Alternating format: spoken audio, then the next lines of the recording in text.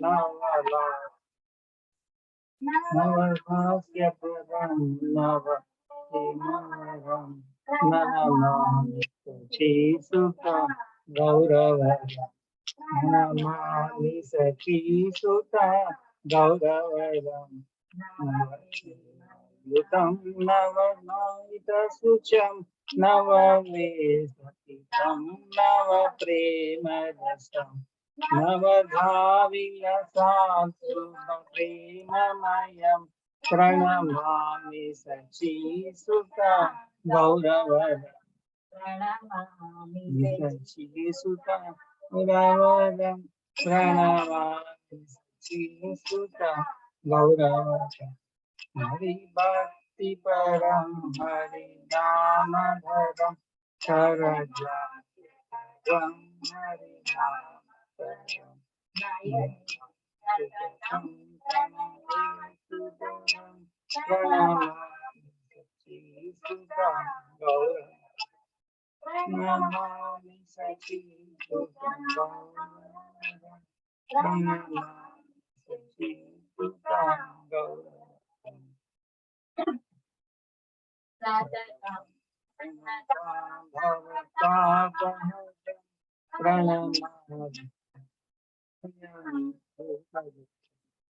Hari Kataram Jagatapaharam Pranamami Sachi Sutta Gauravadam Namami Sachi Sutta Gauravadam Pranamami Sachi Sutta Gauravadam Ram Priya Saram Natana Vajakulam Kula Manasanasyakaram Pranamami Sati Sutta Gauravadam Pranamami Sati Sutta Gauravadam Pranamami Sati Sutta Gauravadam Namayam Karakandaram Mruduvakya Nija Bhakti Gauravadam Pranama Sachi Sutta Gauravadam Pranamami Sachi Sutta Gauravadam Pranamami Sachi Sutta Gauravadam Dharma Yuktam Sudaram Sutam Dhati Suchiram Bhavam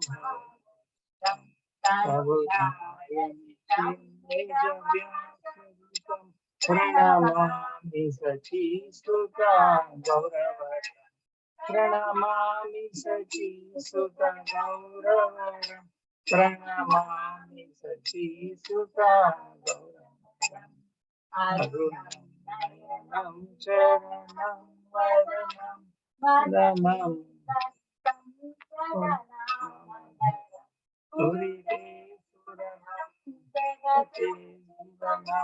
Namami Sachi Sutta Gauravadam Namami Sachi Sutta Gauravadam Pranamami Sachi Sutta Gauravadam.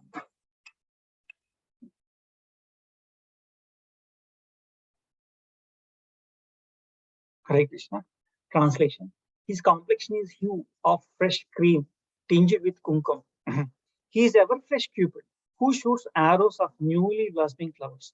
He bears newer and newer moods of emotions, acoustics.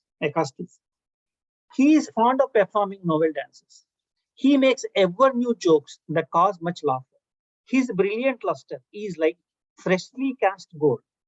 I bow down to Gauranga, the beautiful son of Mother Sachi.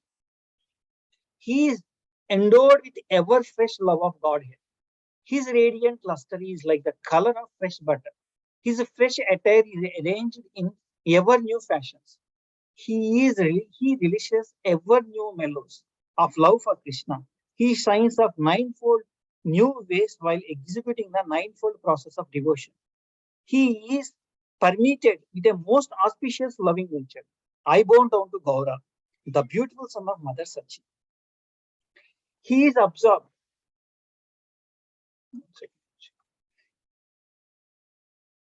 He is absorbed in devotion to Sri Hari.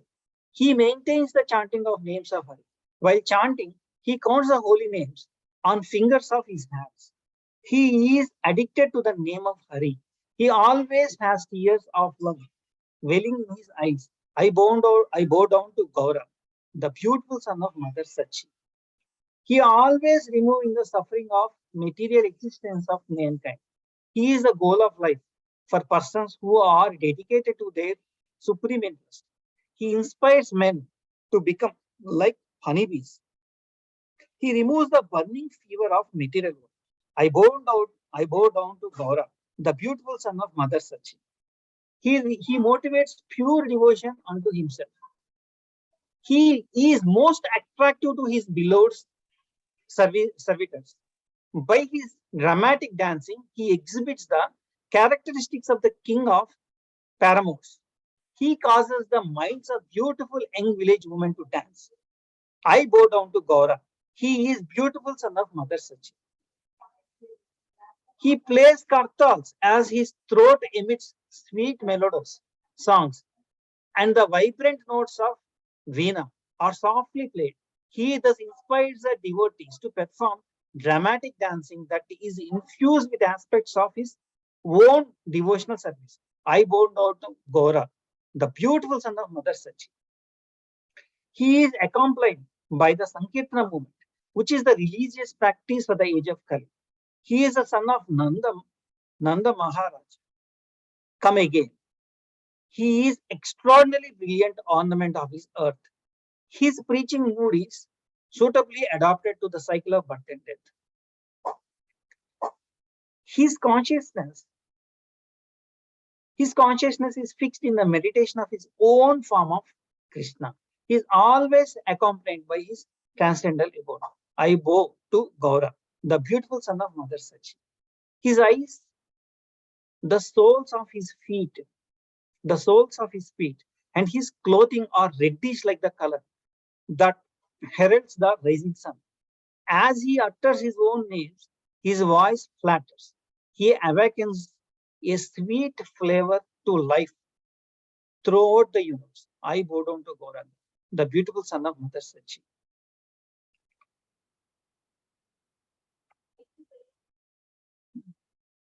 This song is done. Other is Sarvabhuma Bhattacharya. Okay, this song is compiled. Haribol.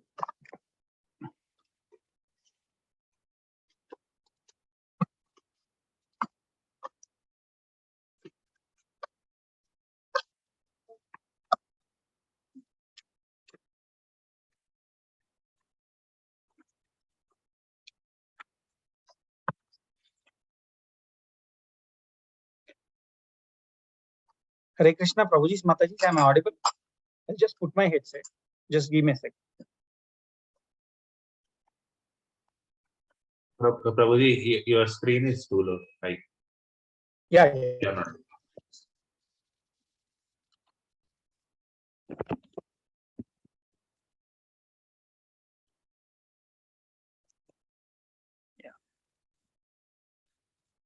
Hope this is fine now. Yes, Prabhu. Yes, this is much better, Prabhu. Okay, thank you, Prabhu. I have just put my headset now. I'll start with prayers, Prabhu.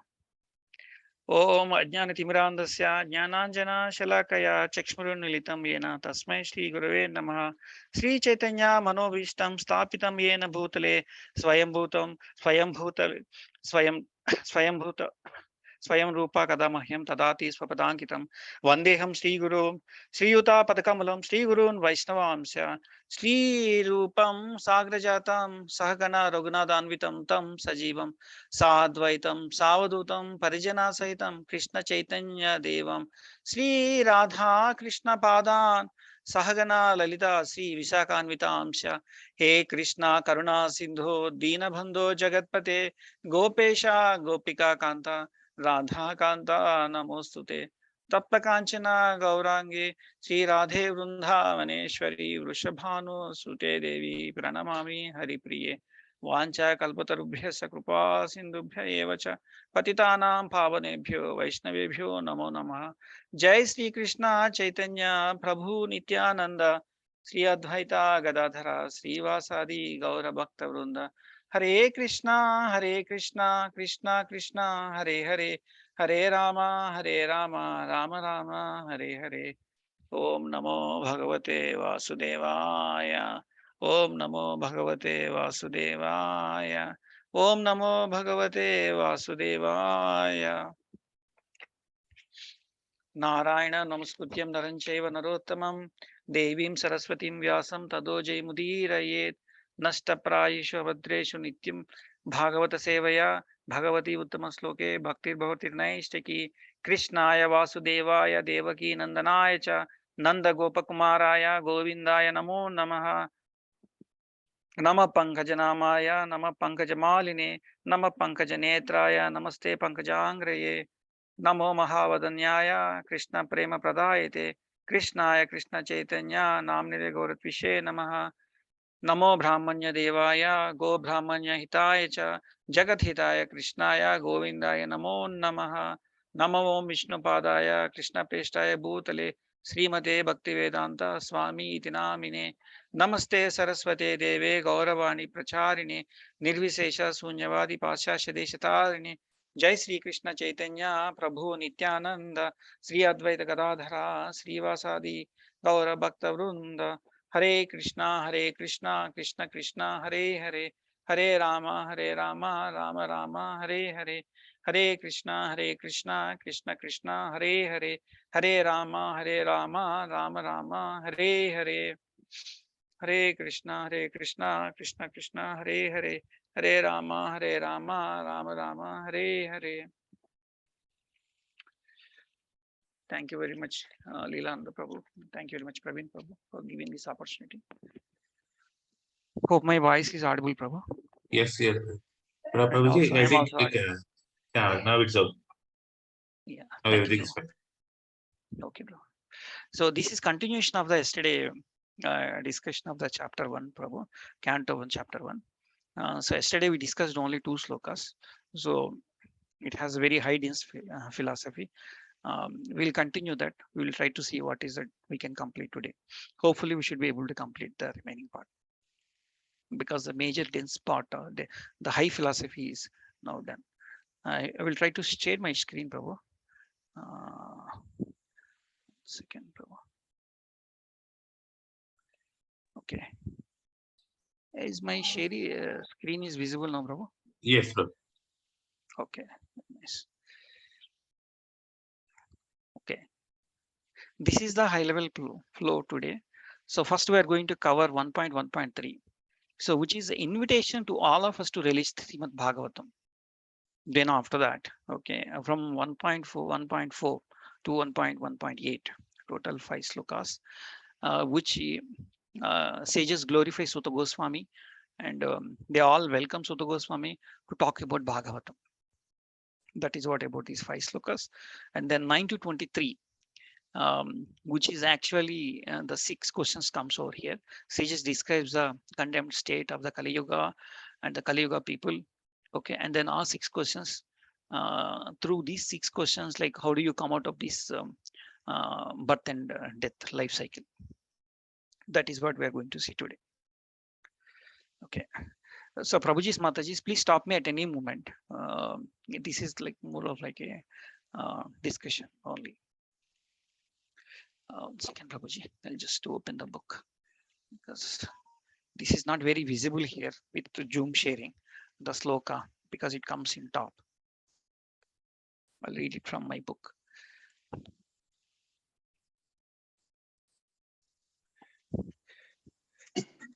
Prabhuji's Mataji, anybody wants to try reading this sloka 3? Yes, Prabhu. Give me one Yeah, second. please go ahead. Yes, Prabhu. You want me to read from the Just a sloka. translation? Otherwise, not translation, Prabhu. I'm reading sloka. Okay. Okay, I am only reading the sloka, Prabhu. Yeah, you do sloka, Prabhuji. Okay. Nigama kalpataror Galitam phalam sukhamakadamruta drava sanyutam pibata bhagavatam rasamalayam muhuraho rasika bhuvi bhavuka. This is sloka 3, Prabhu. So I'll just read the translation. So, O expect and thoughtful man, really Srimad Bhagavatam, the mature fruit of the desert tree of Vedic literature. It emanated from the lips of Sri Sukadeva Goswami. Therefore, this fruit has become even more tasteful. Although its nectarian juice was already relishable for all, including the liberated souls. So here this sloka is talking about Srimati Bhagavatam. If you consider this particular entire Vedic literature is a desert tree, okay, then this Bhagavatam is going to be not ordinary food, a matured fruit, which is already ripe, fully ripe, matured fruit. And we just need to taste it. That is what is being told here by Vedavyas. It is imitated from the lips. Again, it came from the lips of Sri Sukadeva Goswami. And because of that, the taste has enhanced. Okay. It is becoming like a nectarian juice. Here, if you see these two lines here, okay, Prabhuji's Mataji's, one place it is said it is matured fruit. Another said it is nectarian juice. And it is saying that was already relishable for all, including the liberated souls. Means one side it is fruit, one side it is saying juice. So both are contradicting. So in the sense here, here the sloka is trying to tell us, saying that it is almost fully ripe. Once you start eating, it's becoming automatically like a juice. So it is such a relishable. It is such a relishable one.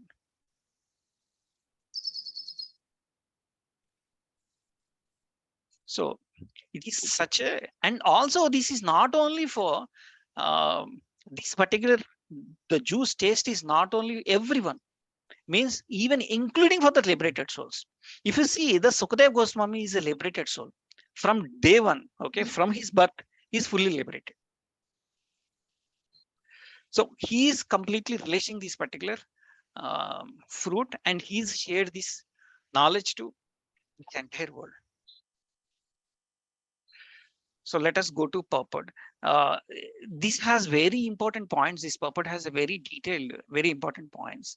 And definitely we all need to understand this purport. This purport is very detailed. So it falls to 2 slides, Prabhuji's Mataji's.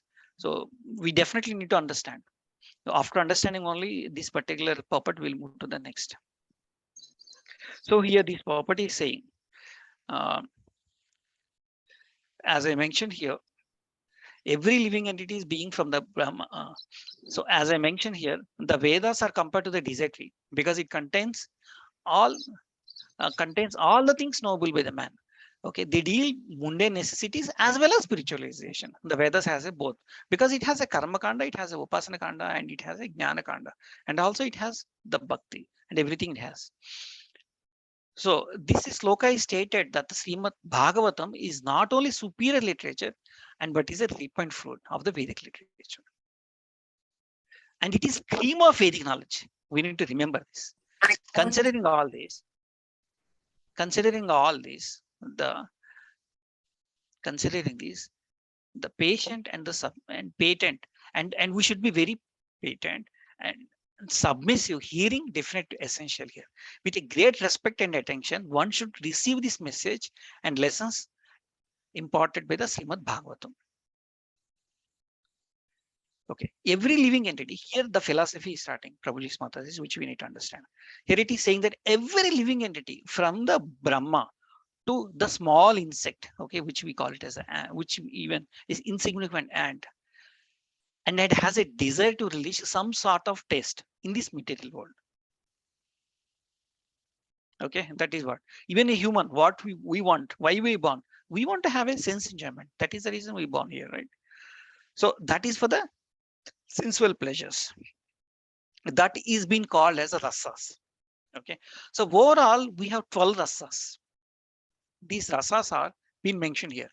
One is Raudra rasa, second one is Adbhuta rasa, and then Shrunghara rasa, which is conjugal love, and then Hasya, which is comedy, and Veera, and then Daya, mercy, and Dasya, Sakya, and Bhayanaka, and Bibhatsa, and Shanta, and Vatsalya. In this material world, these are the 12 rasas are there, which has been mentioned here.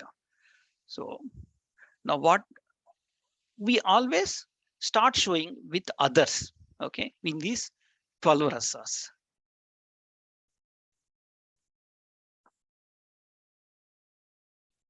Yeah, in these 12 rasas. Now, 1 second, Prabhuji, I'm not able to see because I have put it. Yeah, this is better for me. Yeah, thank you. Yeah, thank you. See, the sum total of these rasas are called affection of love. Primarily, such signs of love is manifested in adoration, service, friendship, okay, parental affection, and conjugal love. What it is trying to tell is these 12 rasas finally will they end up with these 5, okay, that 12. Converted to love, these love feelings will have these, all those 12 rasas will be converted to finally all these sum total rasas are called affection of love. Primarily, such signs of love is manifested into these 5 rasas, which we called it as adoration, service, friendship, parental affection, and conjugal love. So, in fact, with God as well, we will have these 5 rasas. Means adoration, service, means dasya rasa, or friendship, okay, or parental affection, or the conjugal love. So, when we were back from the spiritual world to this material world, when we were in spiritual world, we were having, we were serving the Lord in any one of these rasa. That is what being told here. Okay. Now, because when we are into the material world, we came here to sense enjoyment. We completely forgot what rasa we were in. With what rasa we were serving the Lord. So when we are fully liberated, we will be realizing ourselves at what rasa we were in. We will be understanding ourselves. Okay. See, that is what is being told here. The Shruti mantras indicates that every living being has its constitutional position in Golaka or Vaikuntha, which is endowed with a particular type of rasa to be exchanged with personality of the Godhead. This is the most important statement, Prabhuji, in this slide. Okay, one of the most important. In the liberated condition only, the primary rasa is experienced in full. That is what I mentioned.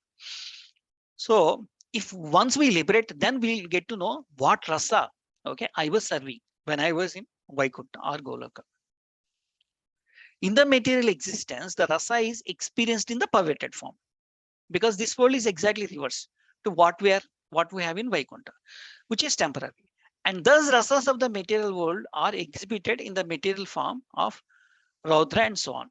This is what we are having. Therefore, one who attains the full knowledge of these different rasas, which are the basic principles of activities, can understand the false representation of the original rasas, okay, which are reflected in the material world. The learned scholars seeks to release the real rasa in the spiritual form. In the beginning, he desires to become one with Supreme, because we all when we are all impersonal, we want to become one with Supreme. Thus, the less intelligent transcendentalist cannot go beyond the conception of the becoming one with the spirit whole. But the person one, the a jiva who wants to become merged with Supreme, he doesn't understand all these concepts. That's what Prabhupada is telling here. But in this sloka, it is definitely stated that the spiritual rasa, which is relished even in liberated state, can be experienced in the literature of the Srimad Bhagavatam due to its being the ripened fruit of Vedic knowledge. This is the most crux of this entire purport, Prabhuji's Mataji's. What it is telling, let me read again this as well.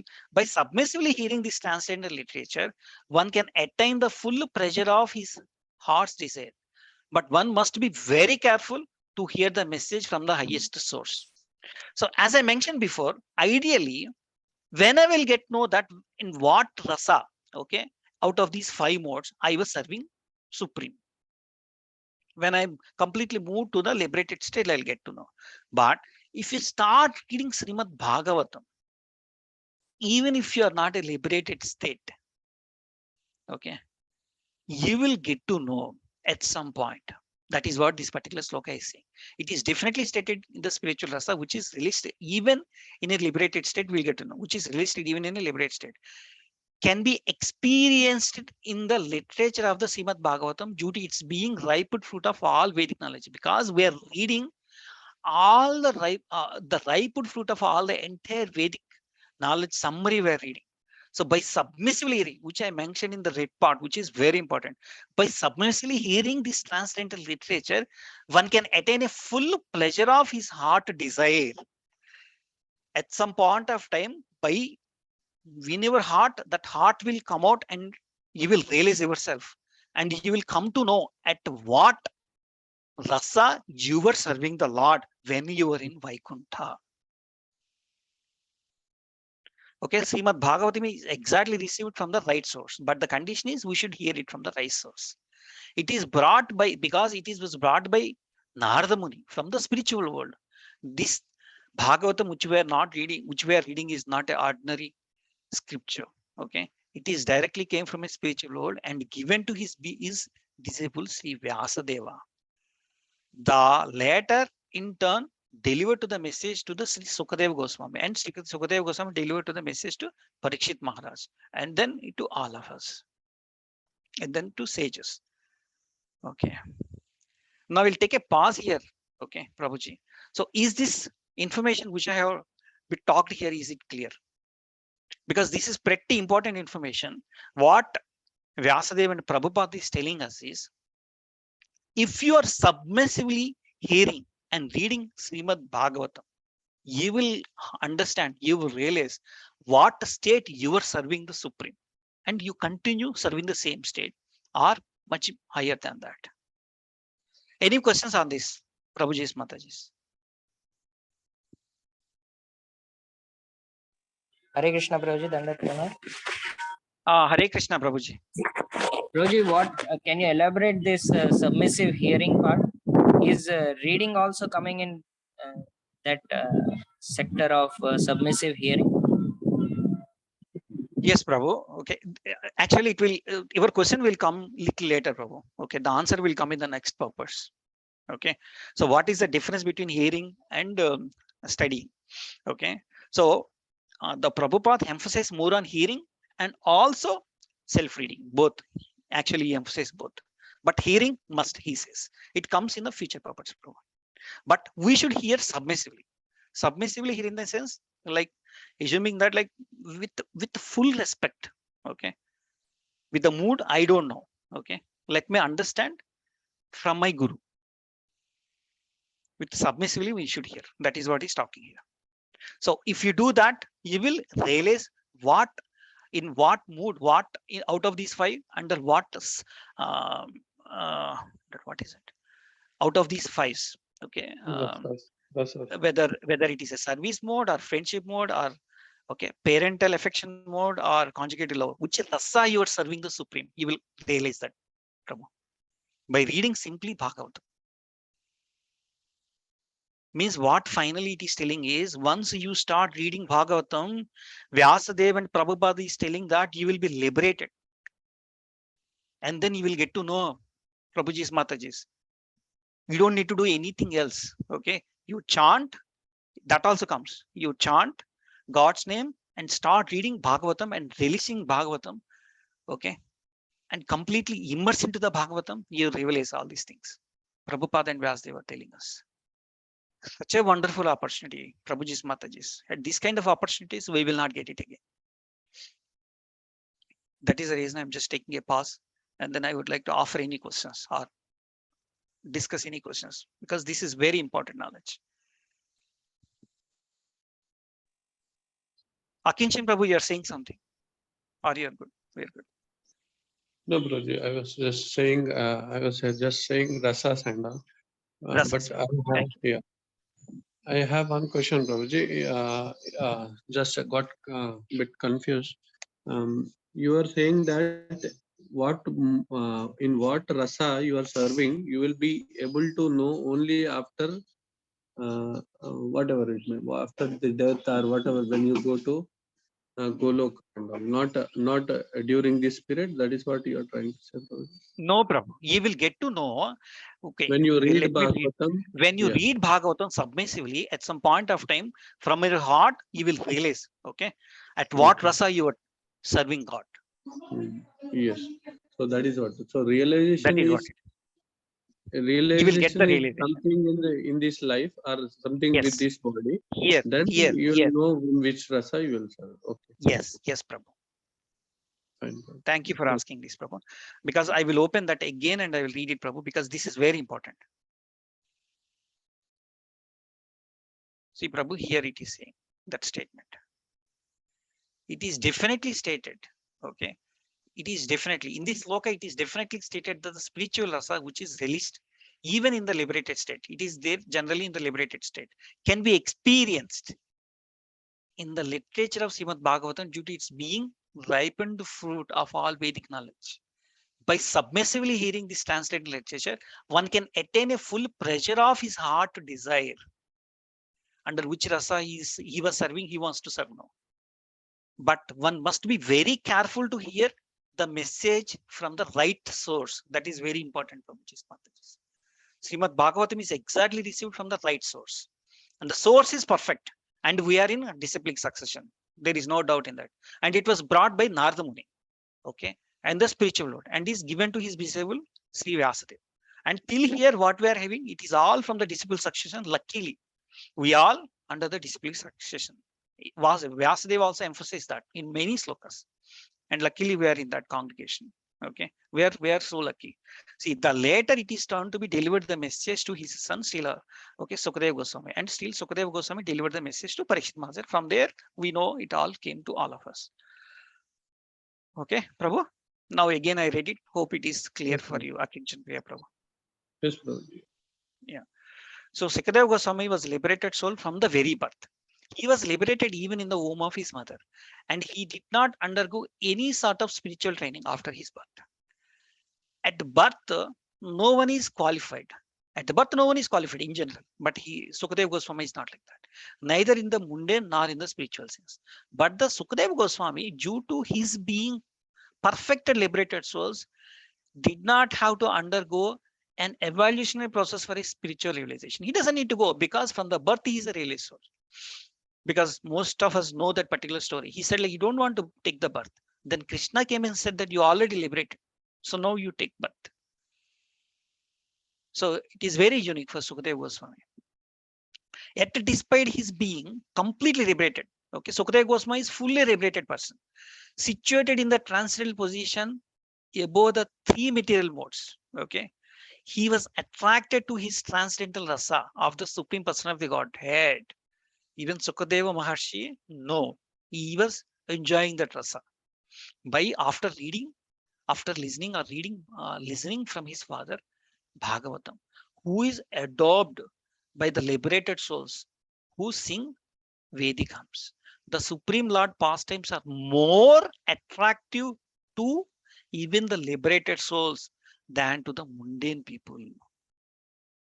What to talk about mundane people? Okay, it is being talked about. Supreme Lord pastimes are much more attractive to liberated souls. That is what is Prabhupada is telling here.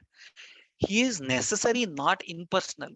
He is of necessity, not impersonal. This is the only condition, Prabhuji's Mataji. It should not be impersonal. Because it is only possible to carry the transcendental rasa with a person. If you are not impersonal, then you will start releasing this. That is what Prabhupada and Vyasadeva are telling us. Okay, Prabhuji, Mataji, hope I can move to the next slide and next sloka. Any questions? Yes, Prabhu. You can continue. Okay. Thank you very much, Prabhu. Okay, actually with these first three slokas, the majority of the philosophy we have completed, Prabhuji's Mataji's. Now 1.1.4, okay, we don't have much philosophy, Prabhu, but some important points we will see in each sloka, Prabhu. Okay. 1.1.4.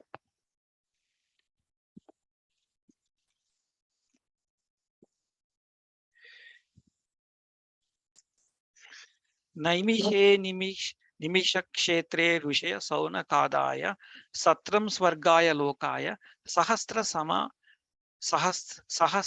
masata.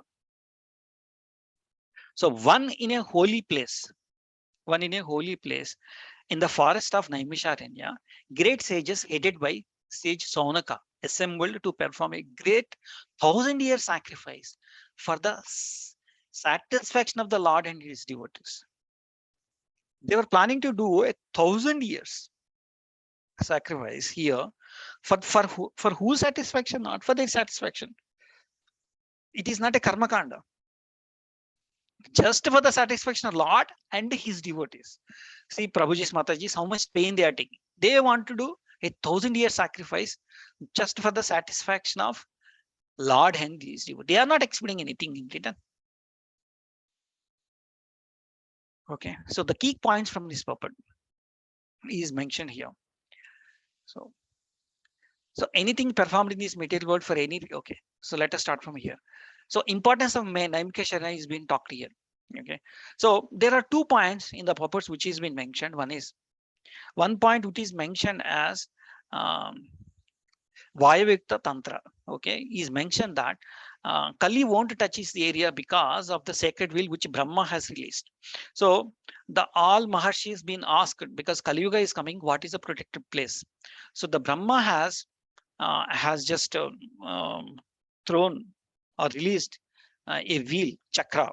Okay, and then where that chakra will stop, the Kali will not touch that particular place, he has mentioned. So some of the Puranas say that that particular place, the chakra is being stopped in Naimisharanya. So over there, the Kali will not impact. That is the reason these rishis went to Naimisharanya and did this particular 1,000 years sacrifice. And there is also another thing, according to Varaha Purana, where it is stated that the performance of sacrifice at this place, the strength of demonic people are curtailed. This is another reason where this is another also reason where Varaha Purana talk about like demonic people strength will not be there in this particular area. This is another reason where these munis, okay, maharshis went there and did this 1,000 years sacrifice. They gathered to do this. So the devotees are always attached to service of the Lord, whereas the fallen souls are always attached to the pleasure of the material existence. Take the pleasures of the material existence. So we just need to think ourselves, Prabhuji. So if we are attached to the service of the Lord, or we are more attached to the material existence, we should ask ourselves. Okay, anything performed in the material world for any reason other than the pleasure of Lord Vishnu causes further bondage for the performer. This is very heavy statement, Prabhuji's Mataji's, which is being told here by Prabhupada to all of us. It's a kind of instruction to us. Anything performed in the material world for any reason other than pleasure of Lord Vishnu is going to cause a bonding for us. So means we have to think ourselves, what are the things we are doing, okay, which are other than pleasure to the Lord Vishnu. So we may ask ourselves, okay, what are the things we are doing? We are doing job. How do you get Krishna in our daily life? 24 hours, how do you bring Krishna? How do you keep him in center in our life? That is what we have to think ourselves. It is possible, Prabhuji's Matajis, to bring Krishna in every hour, every minute to in our life. But it is only our consciousness needs to change, that we are doing everything for Krishna. Suppose you are doing a job, means what is that we are doing? We are getting money, and then we are serving a Vaishnava family, and then we are using that money and doing donations for temple and various other things, are giving donations for brahmacharis or sannyasis, maharajas. So we need to be very consciousness, okay, on when whatever we are doing, are we keeping Krishna in center? And then we're doing. Otherwise, definitely a bondage will come, punya or papa will come in our account, and then that will lead for birth and death cycle. So the great sages are always anxious to do great good to the people in general, and such the sages headed by Saunaka. That is what they are doing. So Lord Vishnu is just like a great tree, and all others, including the demigods, men, siddhis, and charanas, and Vidyadharas are all living entities are like branches and twigs and leaves of the tree. So detached branches and leaves dry gradually despite all watering attempts, because you already been cut. If it is already been cut, so water will not come, nutrition will not come to that branch. So see, so it will become dull and that branch will become dry. So similarly, a human society, when it is detached from the personality of the Godhead, which we call it as a great tree, we all detached. Okay, the Godhead, detached branch. So the human society, when it is detached from personality of the Godhead, like detached branches and leaves, we become like that if we detach. So we have to work towards to bring we ourselves, our families, our society to get back to connect with the Supreme Personality of Godhead, which we have to do that. So in this age, the congregational chanting of the holy name of the Lord is prescribed method for waking up. The ways and means are the most scientifically presented by the Lord Chaitanya Mahaprabhu. And intelligent person may take advantages of his teachings in order to bring about the real peace and prosperity. So here it is what is that they are doing is mentioned here in this particular sloka. Okay, they are doing for the pleasure of Lord Vishnu, and devotees they are doing for 1,000-year sacrifice. Okay, I'm moving on to the next slokas. So Prabhuji's Mataji's, please stop me if anything is not clear. Okay, because this is not a dense philosophy, I'm just moving on. So 1.1.5.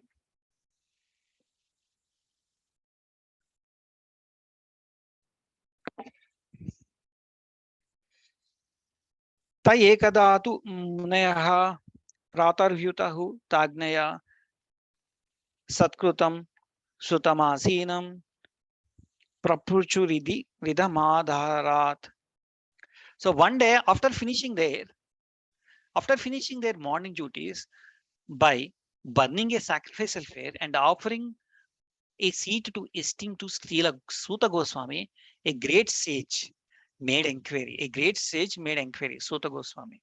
Okay, Srila Suta Goswami, a great sage, made inquiries with a great respect about the following matter. So they were started putting their inquiries with a great respect, okay, to Srila Suta Goswami. They are putting questions to Suta Goswami. So here the summary for us, what is that we need to learn is they just completed all their duties in the morning time. The sacrifice and everything they're completing in the morning time. So Prabhupada is also emphasizing to all of us, morning is the best time to hold the spiritual services. Those who listen to the Bhagavatam may put the questions to the speaker in order to elicit the clear meaning. Okay. And what Prabhupada is telling is because how they have made the inquiries with a great respect when you are reading the Bhagavatam, when you are listening the Bhagavatam, okay, from a speaker. So we also should ask the questions, okay, put the questions with the speaker in order to elicit the clear meaning. But this should not be done with a challenging spirit. Prabhupada is giving instruction. So one must submit the question with a great regard for the speaker and the subject matter. So one must learn the transcendental subject by submissive oral reception from the right sources. Therefore, these sages address the speaker Suta Goswami with a great respect. How these sages are doing, we just need to follow the footsteps when we are also listening, understanding Bhagavatam. Okay, hope this is clear. I am moving on to the next sloka, 1.1.6. Tvaya khalu puranani setihasani chanagha akhyatanyaphyadhitati dharmasastrani yanyuta. The sage said, respected Suta Goswami, you are completely free from all vices, all vice. You are well versed in all the scriptures famous for the religious life, and in the Puranas, and the histories as well. And what? Okay, and you are very well versed in the scriptures of the famous for religious life, religious life, and Puranas and histories as well. And you have gone through all these to them under proper guidance and have explained them and have also explained. So they are glorifying Suta Goswami. So you all know this, okay, and you learn it with a proper guidance. You're just not learned by yourself. You learn through a proper guidance, and you already explained to them many of them. So they are able to ask all these things. So they're just glorifying Suta Goswami so that you know all these things. So when we ask these questions, please explain us, please clarify us. So very submissively they're asking these questions. So the key points from the purport. Okay, the vices again being Prabhupada is being explained. What are the vices? What are the vices we have? What are the vices we have in this Kali Yuga? So any Prabhuji Mataji wants to read these key points? Hare Krishna, Prabhu. Shall I, Prabhu? Yeah, please, Prabhu. Okay. Yeah. Purport by Srila Prabhupada ki jai. A Goswami or the bona fide representative of Sri Vyasadeva must be free from all kinds of vices. The four major vices of Kali Yuga are illicit connection with women, animal slaughter, intoxication, speculative gambling of all sorts. A Goswami must be free from all these vices before he can dare sit on the Vyasasana. No one should be allowed to sit on the Vyasasana who is not spotless in character and who is not freed from the above mentioned vices. One can assimilate the knowledge of the revealed scriptures only by hearing and explaining. Hearing is called Shravana and explaining is called Kirtana. The two processes of Shravana and Kirtana are of primary importance to progressive spiritual life. Only one who has properly grasped the transcendental knowledge from the right source by submissive hearing can properly explain the subject. Hare Krishna. Thank you. Thank you very much, Prabhu. Mahalinga Ramayar Prabhu, it came this particular point, okay, which is the knowledge of the revealed scriptures only by hearing and explaining. So hearing is the most important. Hearing is called Shavana and explaining is called Kirtana. These are the two things are coming up here. So you can explain when you read it ourselves and also when we shravan from others. So these are the two things came up, Prabhu. Okay, the two processes of Shravana and Kirtana both are required, are primary importance of the progress of our spiritual life. So me listening and also we are listening, we are explaining to others. Okay, is important. So and these four vices we already know. Okay, which is illicit connection with women, animal slaughter, intoxication, and spiritual gambling, and all sorts, which is completely we should avoid. Okay, shall I move on, Prabhuji? I think we can. 1.1.7. Okay. Yani Vedavitam Sreshto Bhagavan Bada Rayana Anyeche Munayaha Sota Para Varavido Viduhu. Being the eldest learned Vedantist, O Suta Goswami, you are acquired with the knowledge of Vyasadeva, who is incarnation of Godhead. See, they also know that like Vyasadeva is, they are all sages. So who is incarnation of Godhead? And you also know other sages who are fully versed and all kinds of physical and they are saying that the other sages who are fully versed in all kinds of physical and metaphysical knowledge. It's not only spiritual knowledge. You have everything, physical knowledge and metaphysical knowledge.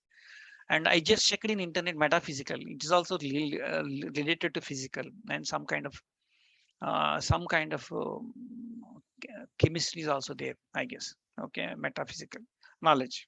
Okay, so they are glorifying Suta Goswami that like you have all this knowledge. So Srimad Bhagavatam is a natural commentation of Brahma Sutra, okay, or the Bhadrayani Vedanta Sutra. So the Brahma Sutra is also been called as this particular thing, Bhadrayani Vedanta Sutra. It is called a natural because Vedavyasa is an author of Vedanta Sutra, and Vedavyasa only written Bhagavatam. So that is the reason it is mentioned. And Srimad Bhagavatam are essence of all Vedic literature. Again, Prabhupada mentioned saying that he's saying, emphasizing again that this is the essence of the Vedic literature, what we are reading here. Okay, I'm moving on.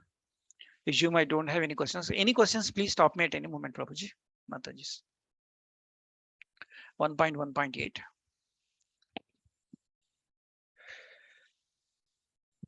Vetatvam Somya Tatsarvam Tatvata Stadanugrahat Bruyahu Snigdasya Sisyasya Guravo Guhyamavyuta. And because you are submissive, your spiritual master have endowed you with all the favors bestowed upon a gentle disciple. Therefore, you can tell us that you have scientifically learned from them. They are putting one more point here. See, you yourself submissive. You are very submissive at your spiritual master. And you have endowed you with all the favors bestowed upon a gentle disciple. You are very gentle disciple. And therefore, you can tell us that whatever you have learned, scientifically which you have learned, to us. Okay. So the key points from the purport. Prabhuji Mataji, anybody wants to read the key points here? Shall I read it, Prabhuji? Yes, Prabhu. The secret of success in spiritual life. Sorry. You're in mute, Mataji.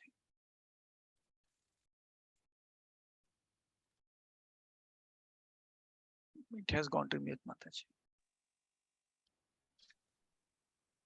Shall I read, Prabhu? Prabhu, please. Yeah, Mataji, please. Key points from the purport. The secret of success in spiritual life is in satisfying the spiritual master and thereby getting his sincere blessings.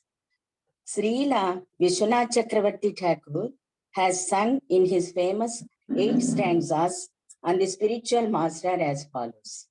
I offer my respectful obeisances unto the lotus feet of my spiritual master. Only by his satisfaction can one please the personality of Godhead, and when he is dissatisfied, there is only havoc on the path of spiritual realization. It is essential, therefore, that a disciple be very much obedient and submissive to the bona fide spiritual master. Srila Suta Goswami fulfilled all these qualifications as a disciple, and therefore he was endowed with all favors by his learned and self-realized spiritual masters such as Srila Vyasdev and others. The sages of Naimisaranya were confident that Srila Suta Goswami was bona fide. Therefore, they were anxious to hear from him. Hare Krishna. Thank you. Thank you very much, Mataji. Thank you very much for reading. It is very simple and straight. Okay. Prabhupada is mentioning, and also Sri Vishwanath Thakur Chakravarti sung. I offer my respectful obeisance unto the lotus feet of my spiritual master. Only by his satisfaction can one please the personality of Godhead. And when he is dissatisfied, there is only havoc in my path of spiritual realization. This is kind of instruction which is given to us by Prabhupada, to all of us. Okay. So satisfaction, okay, and pleasing of the personality of the Godhead happens, okay, once you please spiritual master, once you follow the spiritual master instruction. And once he is dissatisfied, there is no progress of our spiritual realization, spiritual journey.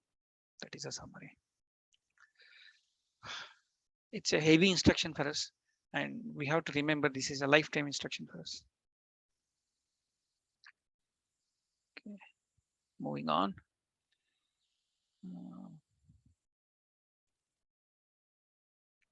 Sloka number 9. Tatra Tatram Jayas Sayujman Bhavata Yedvi Nishchitam Pumsa Me Kantataha Sreyastannaha Semsi Tumarhisi. Please, therefore, being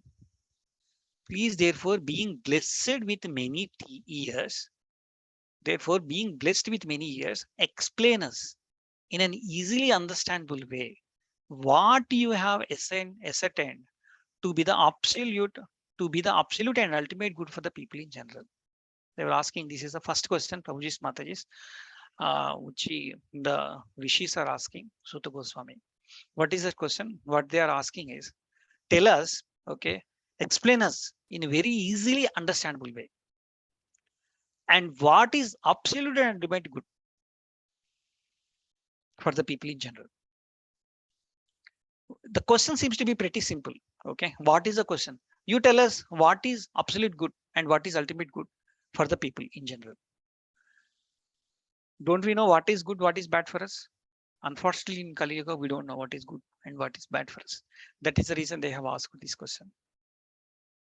So that we straight away go and start doing what is ultimate good instead of wasting time. And in next few slokas, okay, it comes about what are the challenges are there in Kali Yuga, okay, what kind of hurdles the humans, okay, the people have. So because of that, they sages say that they ask this question so that simply the human, simply we all follow what is good for us without wasting time. See, if I read this first question, how merciful these sages are. They are talking about all of us. Okay, they know us. In fact, they are asking these questions for all of us. So they are so merciful. They are all Vaishnavas. They are also merciful. So the key points from this purport. So the Acharyas and Goswamis are always absorbed in the thought of well-being of the general public, especially their spiritual well-being. They always think about the spiritual well-being of everybody. So spiritual well-being is automatically followed by material well-being. The Acharyas therefore give the direction in the spiritual well-being for the people in general. Foreseeing, okay, the incompetencies of the people in the age of Kali or in the iron age of the quarrel, the sages requested the Suta Goswami give summary of all revealed scriptures. Give the summary of all. Don't give all the scriptures. Okay, don't give all the Puranas. Vyasadeva has given 18 Puranas. Don't give all that. They were saying that give the summary of all the scriptures you have. Absolute ultimate good. You tell us what is that I should. Because the people of this age are condemned in every respect. So the sage therefore inquired of the absolute good, which are the ultimate good for the people. Okay, absolute ultimate good for the people. The condemned state of affairs of the people of the age is described as follows. Means because they were asked this particular first question now, and the next sloka they were talking about what kind of challenges are there for the people in Kali Yuga, and because of them we have asked this question. The sages will tell the next sloka. Okay, I'm moving on. The next sloka, sloka number 10. Praye nalpayashuha sabhya kalavahsmin yuge janaha manda sumandham matayo mandhabhagyo krupa drupdaha.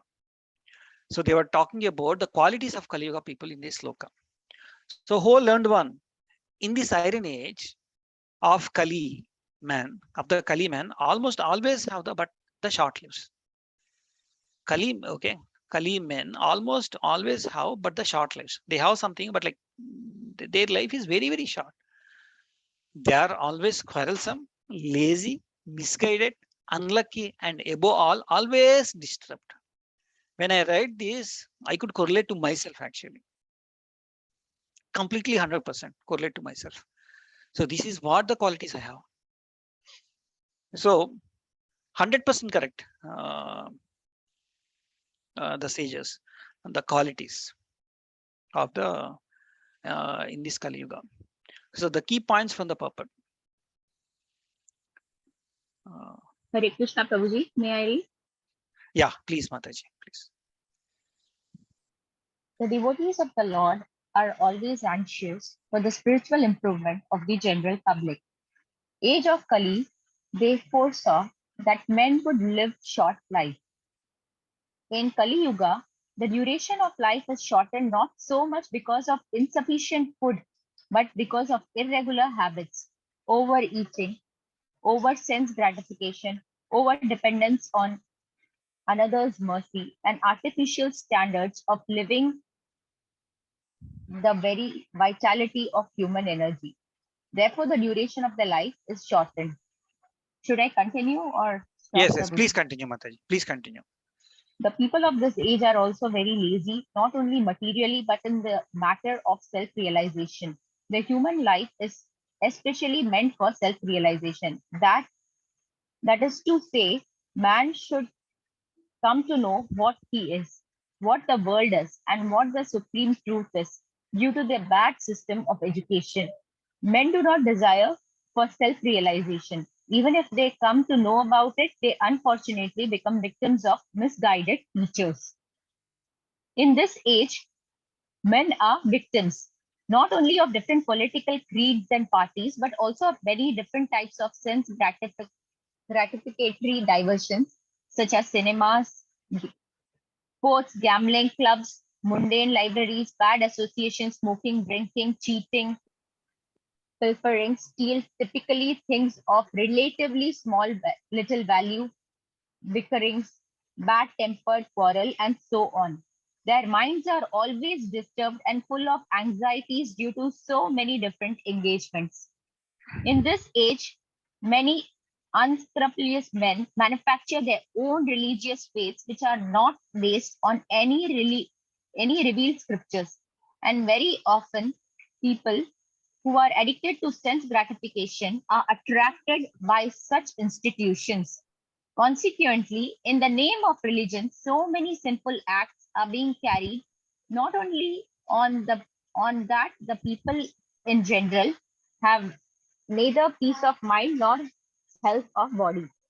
The student brahmachari communities are no longer being maintained and householders do not observe the rules and regulations of grihastha ashrama. Men are no longer interested in spiritual values. Material sense gratification is now the standard of civilization.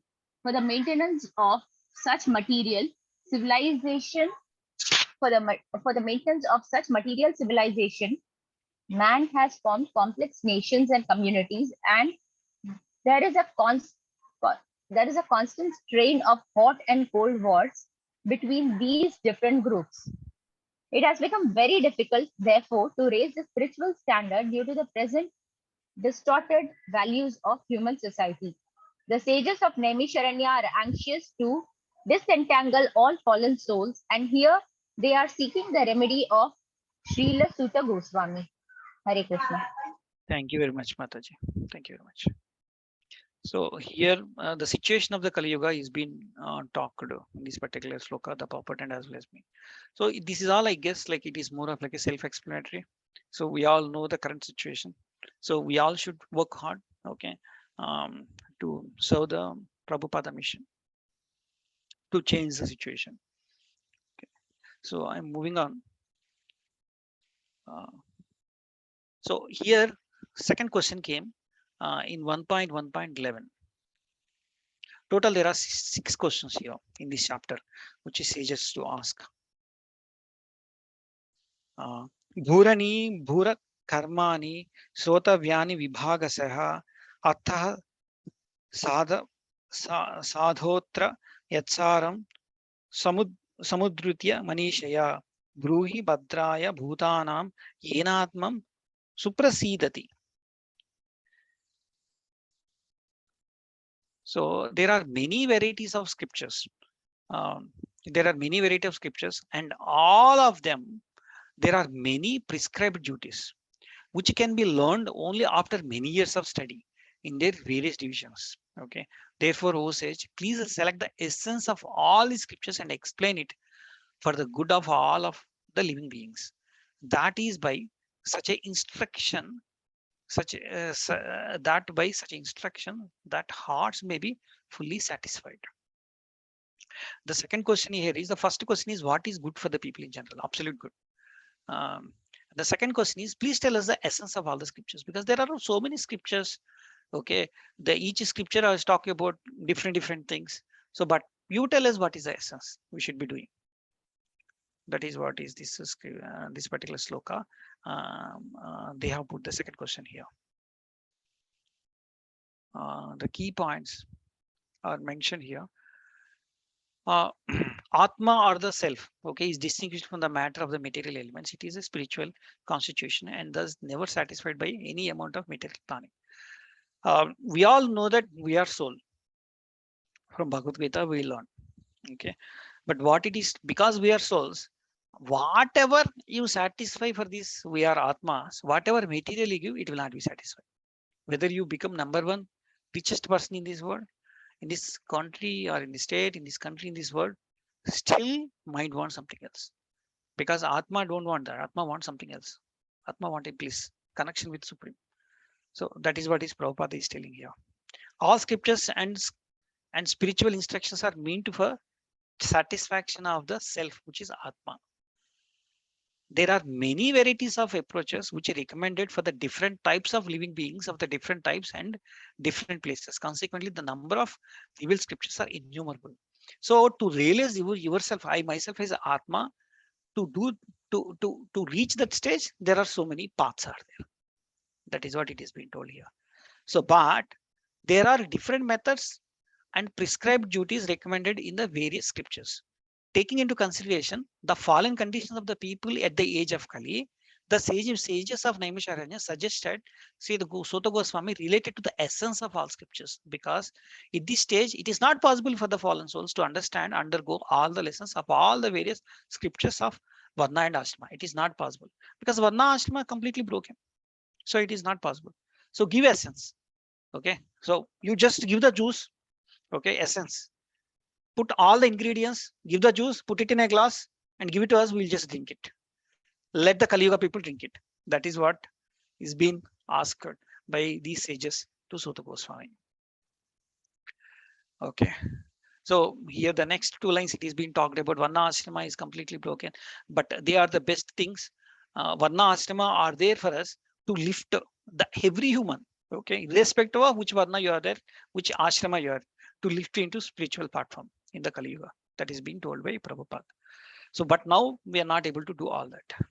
Okay, can I move on? Any questions? Okay.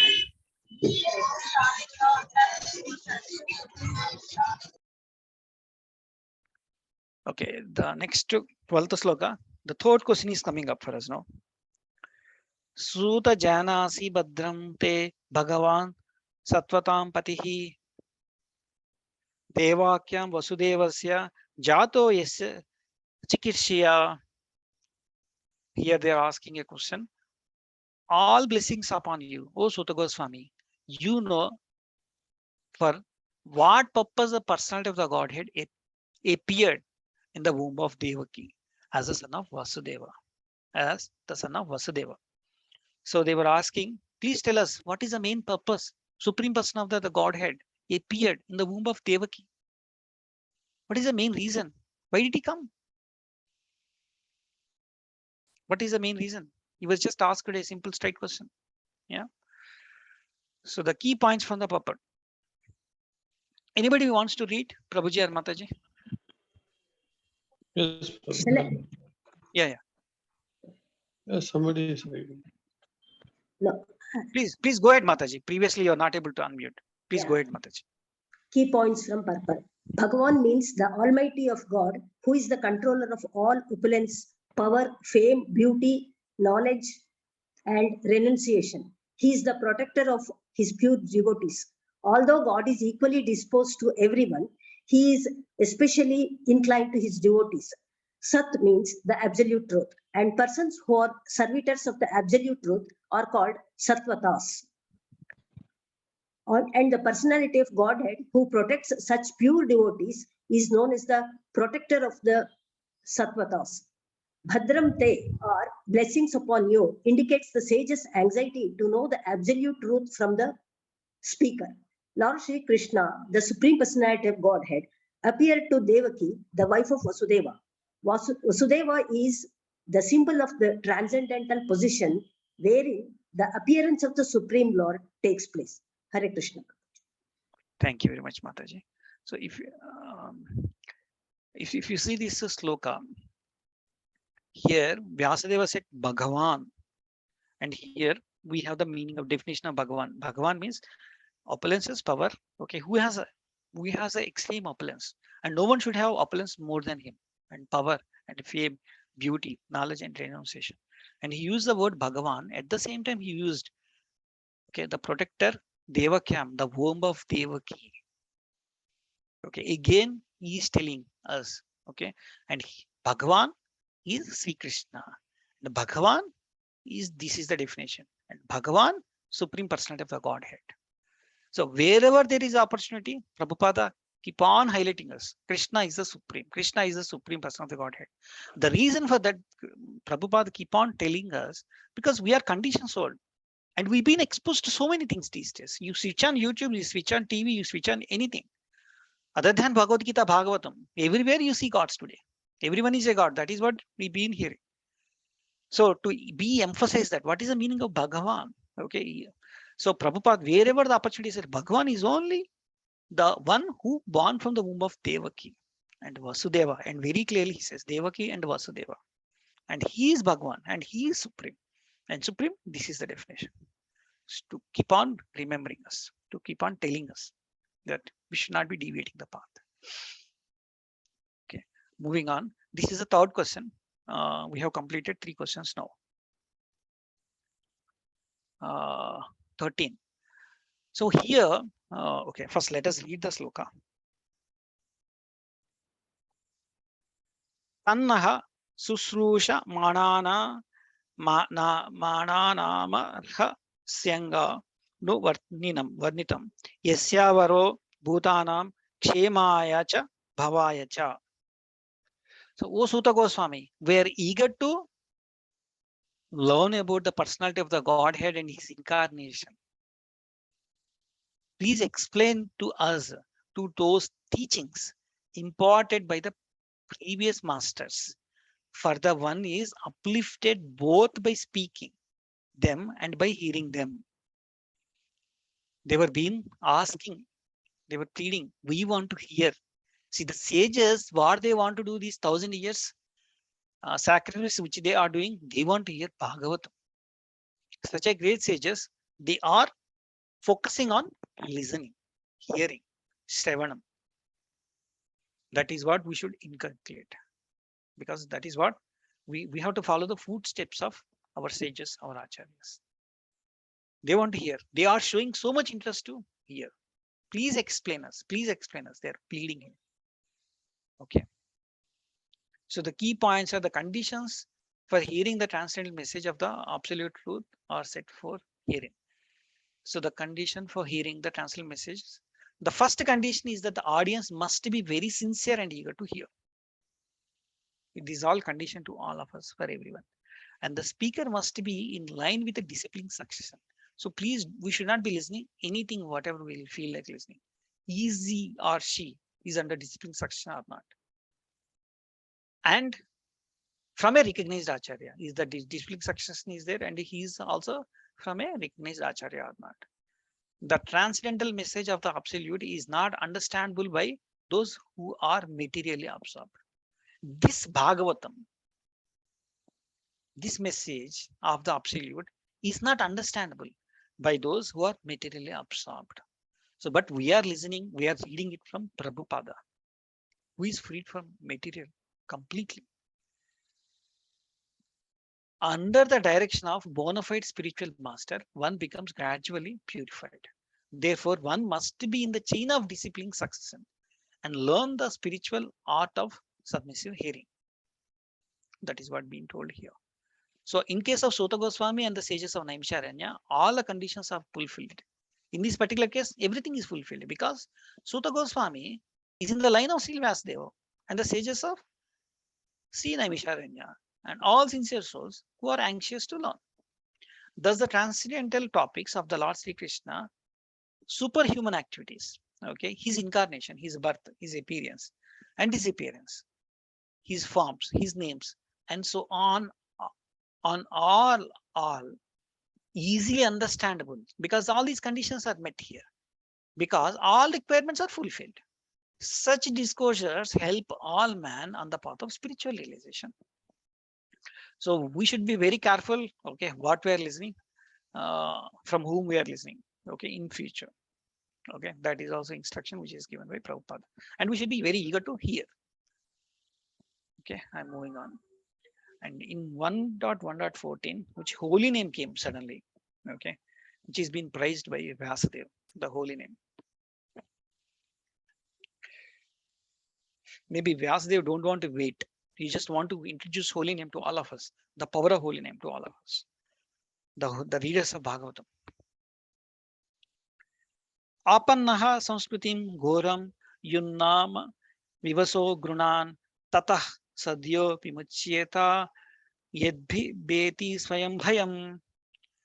The living entities who are entangled in the complicated meshes of birth and death can be freed immediately by even unconsciously chanting the holy name of Krishna, which is freed, which is feared by fear personified. This is very important sloka. What is being told? Let's spend some time to understand this.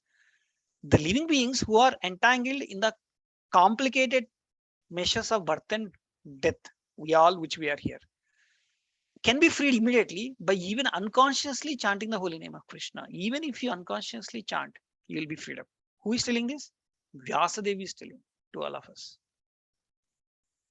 And fear also will get feared, it seems. Even if the fear is personified because of the holy Krishna name, that fear, if it gets really personified, it will get fear with the holy name.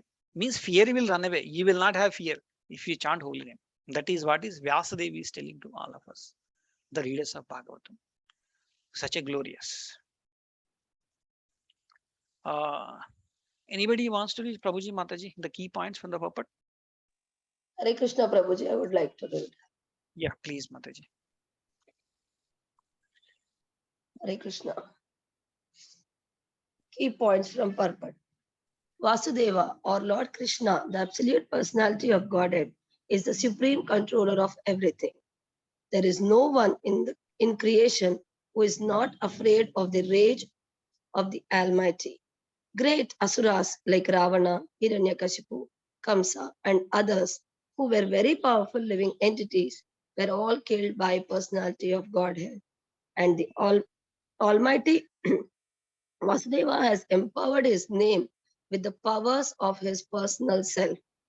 Everything is related to him, and everything has its identity in him. It is stated herein that the name of Krishna is feared, even by fear personified. This indicates that the name of Krishna is non-different from Krishna. Therefore, the name of Krishna is as powerful as Lord Krishna himself. There is no difference at all. Anyone, therefore, can take advantage of the holy names of Lord Sri Krishna even in the midst of the greatest dangers. The transcendental name of Krishna, even though uttered unconsciously or by force of circumstances, can help one obtain freedom from the hurdle of birth and death. Thank you very much, Mataji. Wonderful reading. So here again, that is what is everything is related to him. Okay, everything is an identified to him. It is being stated here that the Krishna is that the name of the Krishna is feared even if the fear is personified. Okay, that is wonderful thing. Which is when fear will get a fear. If the fear is personified, fear will get fear if we chant Krishna's name. So again, Prabhupada is insisting on this one. That indicates the name of the Krishna is not different from Krishna. Therefore, the name of Krishna is so powerful. He is as powerful as Lord Krishna himself. There is no difference at all. Okay. So I will move on.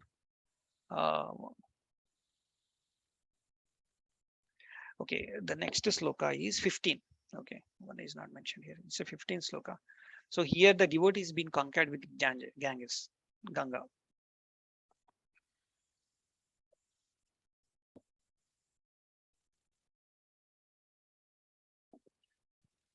Okay. Yat pradasansrayah suta munayah prasamayanaha sadyah puna punantu paprushta, okay, svardhunya ponu sevaya. O Sudha, those sages, so the great sages who have completely taken shelter of the lotus feet of the Lord can at once satisfy those who come in touch with them.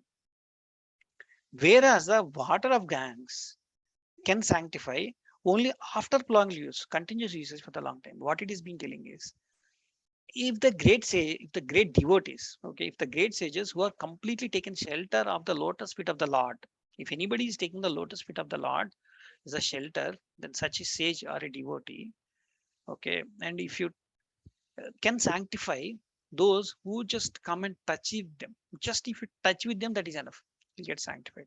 That is what the translation here. Whereas the Ganges can sanctify only after prolonged usage, after continuous usage for long time, then only it can sanctify. Okay. Key points from the purport. Pure devotees of the Lord are more powerful than the water of the sacred river Ganga. One can derive a spiritual benefit out of the prolonged use of Ganges water, but one can be sanctified at once by the mercy of pure devotee of the Lord. A pure devotee can change a person very easily, even very quickly. That is what it is being told.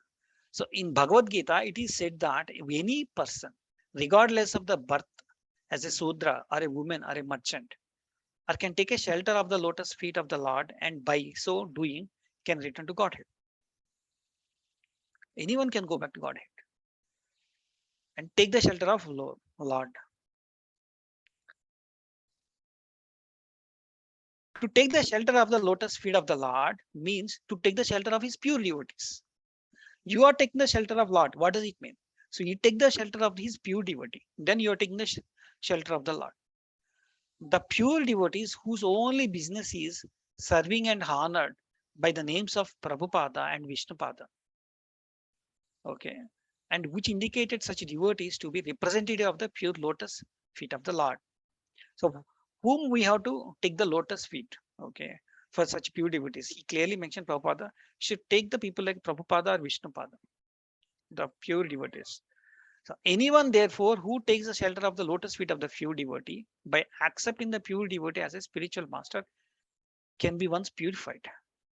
Such a devotee of the Lord are honored equally with the Lord because they are engaged in the most confident service of the Lord. The Lord, for they deliver out of the material world the fallen soul whom the Lord wants to return home back to Godhead. Such pure devotees are better known as a wise lords according to the revealed scriptures. So ultimately what is being told here, you take the lotus feet of who is serving Lord, who is a devotee of Lord. So the sincere disciple of the pure devotee consider the spiritual master equal to the Lord, but always consider himself to the humble servant of the servant of the servant of the Lord. This is the pure devotional path. So the sincere disciple of a pure devotee we should consider a pure devotee as a spiritual master. Okay, we should consider a spiritual master as a Lord, but he himself thinks that he is a servant of servant. So this is what is called as a devotional path. So we all know this particular thing, but it just Bhagavatam in 1.15 is being talked, please. I don't know how much time is left, Praveen Prabhu. We are at 16th sloka. Okay, 842. So maybe we'll take up this sloka.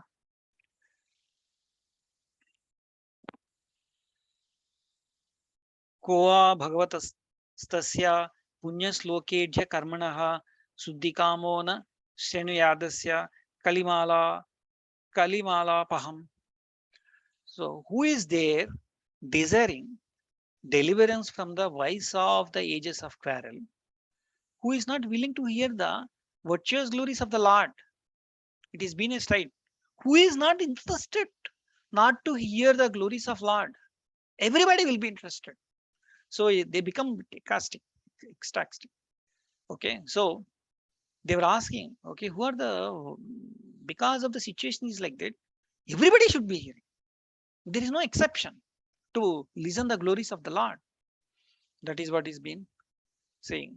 Everybody should listen. So please go and start explaining us. So the key points from the purpose.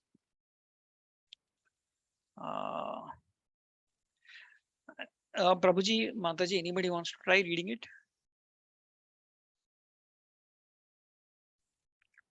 The Like shloka, a close Prabhu. read. Yeah, purport. No, key points, Prabhu. Shall I take, Prabhu? Yeah, please, Prabhu. The age of Kali is the most condemned age due to its quarrelsome features. Kali Yuga is so saturated with these vicious habits that there is a great fight, the slightest misunderstanding. Those who are engaged in pure devotional service of the Lord, who are without any desire for self-aggrandizement, and who are free from the effects of fruitive actions and dry philosophical speculations, are capable of getting out of the estrangements of this complicated age. The leaders of the people are very much anxious to live in peace and friendship, but they have no information of the simple method of hearing the glories of the Lord. On the contrary, such leaders are opposed to the propagation of the glories of the Lord. In other words, the foolish leaders want to completely deny the existence of the Lord. In the name of the secular state, such leaders are enacting various plans every year, but by insurmountable intricacies of the material nature of the world, all these plans are for progress are being constantly frustrated. They have no eyes to see that their attempts at peace and friendship are failing. But here is a hint to get over the hurdle. If we want actual peace, we must open the road to understanding of the Supreme Lord Krishna and glorify him for his virtuous activities as they are depicted in the pages of Srimad Bhagavatam. Hari. Thank you very much, Prabhu. Wonderful reading. So ultimately, whatever money you spend, okay, to bring the peace or friendship within the communities, within the countries, within the states, whatever in the world, it is not successful. Prabhupada is straight away telling. So unless you bring Krishna and read, okay, the Krishna's message, Bhagavad Gita, Bhagavatam, it is not possible. That is what is being told here. Okay, there is a fourth question is there. Let us complete this fourth question and we'll stop here. तस्य कर्मानुधाराणि परिगीतानि सूरभिः ब्रूहीण श्रद्धाधानानां लीलया धतत कालः. So his transcendental acts are magnificent and gracious, and great learned sages like Narada sing of them. Please therefore speak us who are eager to hear. Okay, we all eager to hear about the adventures he performs in his various incarnations. They're asking him to explain, please explain his adventure performance and all his incarnations. Krishna's incarnations. That is what is being asked in this sloka. That is fourth question here.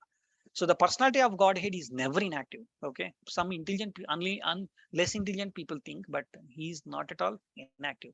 He works. His works are magnificent and also magnanimous. Okay, magnanimous, and his creations, both material and spiritual, are all wonderful and contain all very goodness. So this is things are not at all ordinary. Okay, whatever he or his incarnations, okay, his avatars, whatever they do, something magnificent. That is what is being told here.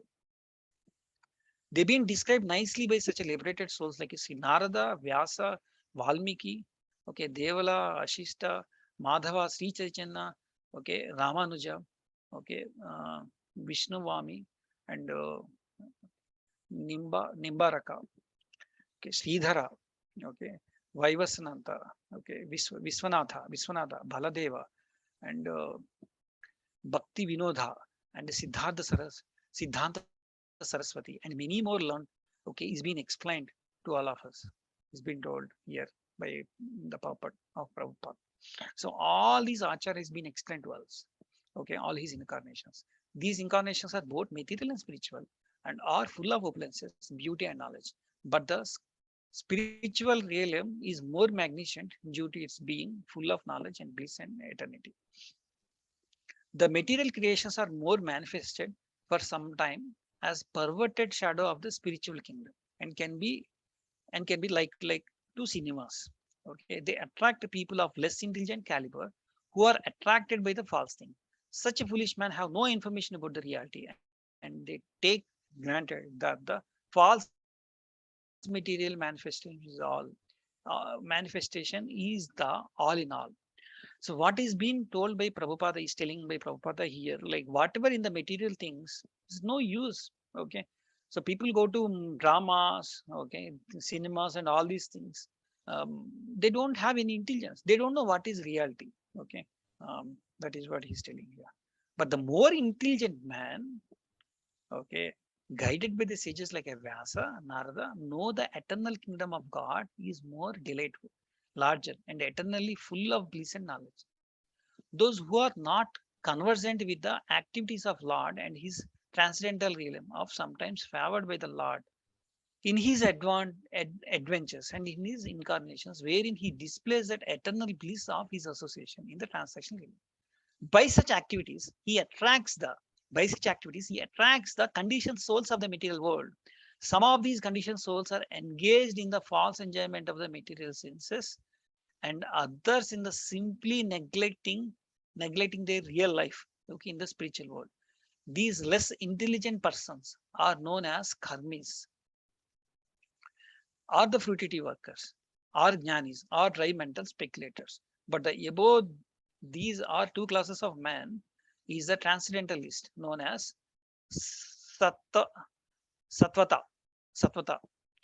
who are the devotees, Satvata means devotees, who are busy neither with the rampant material activities nor with the material speculation. He is engaged in the positive service of the Lord, and thereby he deserves the highest spiritual benefits of unknown to the karmis and jnanis. So what Prabhupada is telling is, okay, who are the intelligent people like a devotees? Okay, so understand, okay, the pastimes of the Lord, his activities. So the supreme control of the both material and spiritual world, the Lord has a different incarnations of unlimited categories. So the incarnations like Brahma, Rudra, Manu, Prithu, Vyasa, and his material quantitative incarnations. Okay, Prithu, Vyasa, and his material qualitative incarnations. But his incarnations like Rama, Narasimha, and Varaha, and Vamana, and his transcendental incarnations. So overall, his incarnations at a high level is being classified as two types. Okay, one, it is being classified as a material incarnations, material quantitative incarnations, and a transcendental incarnations. Transcendental incarnations are like Rama, Narasimha, Varaha, Vamana. Okay, Lord Sri Krishna is fountain head of all the incarnations, and he is therefore the cause of all causes. So all the incarnations are coming from Sri Krishna. Okay, he is the fountainhead of all the incarnations. That is what is being told here. This is sloka. Okay, Praveen Prabhuji, shall we stop, or you think you have little time? 8:52, Prabhu. I think, Prabhu, you can go up to 9. 9. Okay, Prabhu. Okay, Prabhu. Thank you.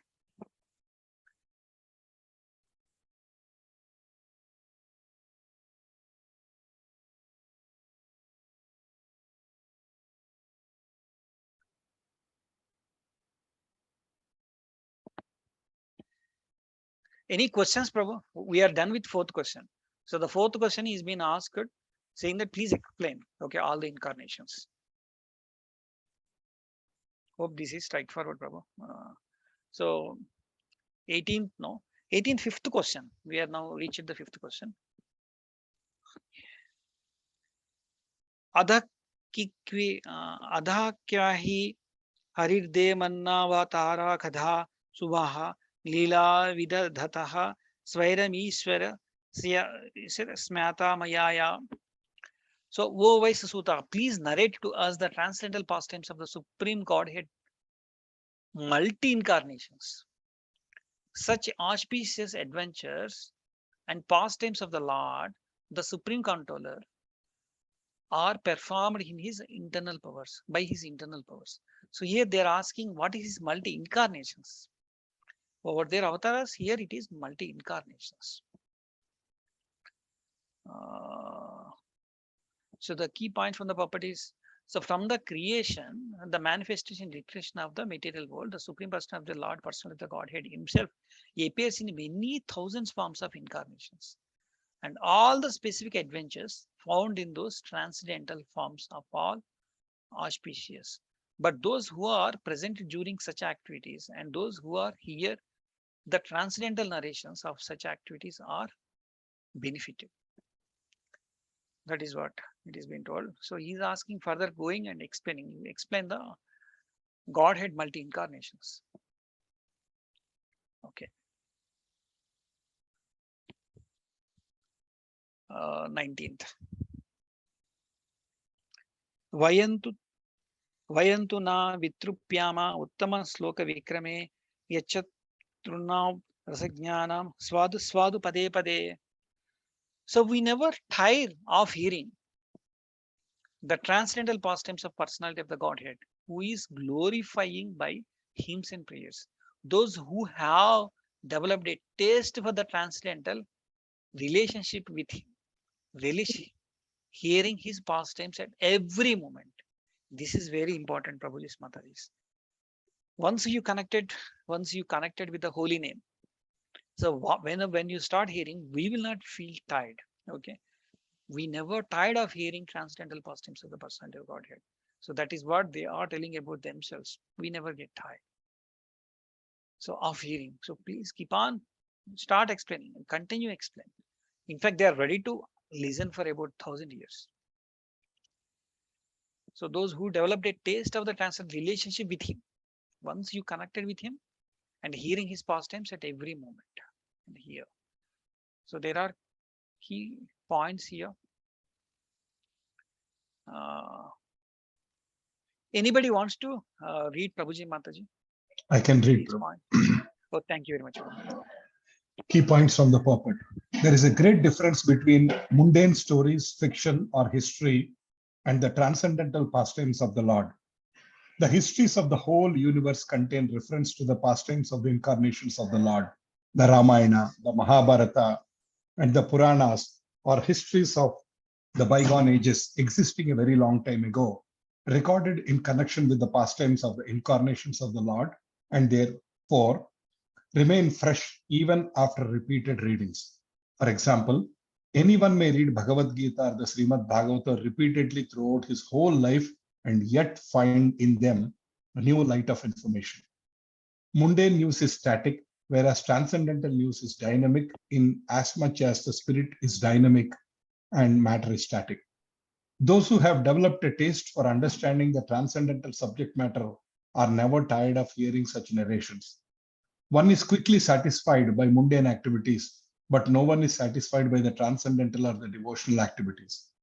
Uttama Sloka indicates that literature which is not meant for nescience. Mundane literature is in the mode of darkness or ignorance, whereas transcendental literature is quite different. Transcendental literature is above the modes of darkness, and its light becomes more luminous with progressive reading and realization of the transcendental subject matter. The so-called liberated persons are never satisfied by the repetition of the words Aham Brahmasmi. Such artificial realization of the Brahman becomes hackneyed, and so to relish real pleasure, they turn to the narrations of the Srimad Bhagavatam. Those who are not so fortunate turn to altruism and worldly philanthropy. This means the Mayadavada philosophy is mundane, whereas the philosophy of Bhagavad Gita and Srimad Bhagavatam is transcendental. Hare Krishna. Thank you very much, Prabhu. Wonderful reading. Here, Prabhupada is differentiating the readings of the mundane reading versus Bhagavad Gita Bhagavatam. Even if you keep on listening Bhagavad Gita Bhagavatam, will not get any bored because you are, when we are connected to God, you will not get bored. So again, you will continue relishing again and again. But that is not the case. You start reading one newspaper. So you read one news. How many times you can read? You read, if you really like it, you read it twice, thrice.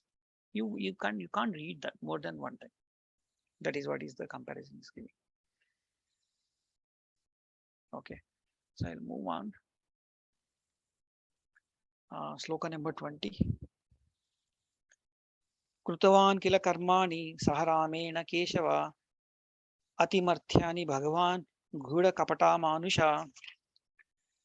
Lord Sri Krishna, the personality of the Godhead, along with Balarama, played like a human being, and so masked his performance, performed many superhuman acts, and so masked human beings, and so he masked. He performed many superhuman acts. So here clearly telling, so please explain about the complete leelas of Balarama, Krishna and Balarama. They played with the human beings and they masked just like humans, but they did superhuman acts. That is what they are asking. I'll just completely quickly do this. Here, the document, the doctrines of anthropomorphism, which is related to the humans, characteristics of which is related to the God, or zoomorphism, which is basically representative of deity in the form of animals, and the lower animals are never applicable for Lord Krishna. So Prabhupada is explaining, saying that like how do should Krishna should be like a Krishna, how he played, how he came in this world. The deity form should be exactly similar to that. He's telling here. The theory that the man becomes God by dint of penance and austerities is very much rampant nowadays, especially in India. Like man become God is going to happen, is happening very rapidly in India, he's saying. So the Lord Lama or Krishna or Lord Chaitanya were detected by the sages and science to be the personality of the Godhead, as indicated is revealed scriptures. Many unscriptures men have created their own incarnations. This process concatenating the incarnations of God has become ordinary business, especially in Bengal. Means somebody shows some Maya, some kind of magic, and then people will just keep on following, saying that he or she is a God, and start worshipping. This is utter nonsense, which is completely curtailed by Prabhupada. Not only Prabhupada, all Vaishnavas and Vedavyas. Any popular personality with a few traits of mystic powers will display some feat of jugglery and easily become incarnation of Godhead by popular vote. So the Lord Krishna was not that type of incarnation. He was actually the personality of the Godhead from the very beginning of his appearance. That is what is being shown. See, he just gave examples over here. See, the Krishna, when he born, he has showed four hand. He has showed forehand with four hands. Then immediately when the Mata asked, his mother asked, please take off these four hands, then immediately turned to two hands. So those examples he has given. Govardhana Hill example he has given. And it is not possible for any human to show such kind of superhuman qualities. So which is being explained here in this particular sloka by Prabhupada. I just left with 2-3 slokas, Prabhuji's Matasis. Maybe once if we complete, maybe where we can complete this chapter. If you just give 5 minutes, we can complete the chapter. 21, 22, 23, it ends. Yes. With the 6th question. Okay, thank you. So 21. Kalimagata Majnaya Chetresmin Vaishnave Vayam Asina Dirga Satrena Kadayam Sakshana Hare.